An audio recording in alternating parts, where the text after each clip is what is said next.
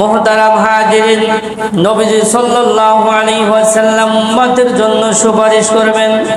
কাজী ইয়াস রাহমাতুল্লাহি আলাইহি বলেন, আমাদের নবীজি সাল্লাল্লাহু আলাইহি ওয়াসাল্লাম 5 প্রকারের সুপারিশ করবেন। এক নম্বর প্রকার হইল, এক প্রকারের সুপারিশ করবেন তিনি শর্তহীন, ব্যাপক এবং শর্তহীন সুপারিশ করবেন। 2 নম্বর প্রকার হইল, একদল জান্নাতীদেরকে বিনা হিসাবে জান্নাতে প্রবেশ করানোর জন্য সুপারিশ করবেন। 3 নম্বর প্রকার হইল, এমন একদল উম্মতের জন্য সুপারিশ করবেন যাদের জন্য জাহান্নামটা ওয়াজিব হয়ে গেছে, নবীজি সুপারিশ করে জান্নাতে ঢুকাইয়া দিবেন। 4 নম্বর, জান্নাতীদেরকে জান্নাতের মর্যাদা আরো বুলন্দ করার জন্য নবীজি সাল্লাল্লাহু আলাইহি ওয়াসাল্লাম সুপারিশ করবেন।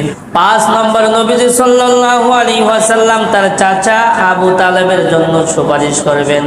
নবীজি সাল্লাল্লাহু আলাইহি ওয়াসাল্লাম বলেন, লাআল্লাহু তানফাউহু শাফাআতি ইয়াউমাল কিয়ামাতি ফায়ুজআলু ফি দাহদাহিম মিন নারি ইয়াবলুগু কাবাইহি ইয়াগলি মিনহু দিমাগুহু।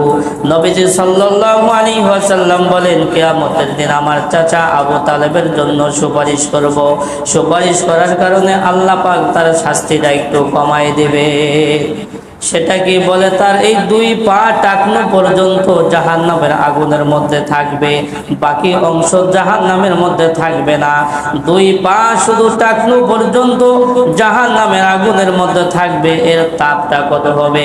আল্লাহর হাবিব বলেন, ইয়াগলিগু মিনহু দিমাগুহু, তার মাথার মগজগুলো টকবক টকবক করবে।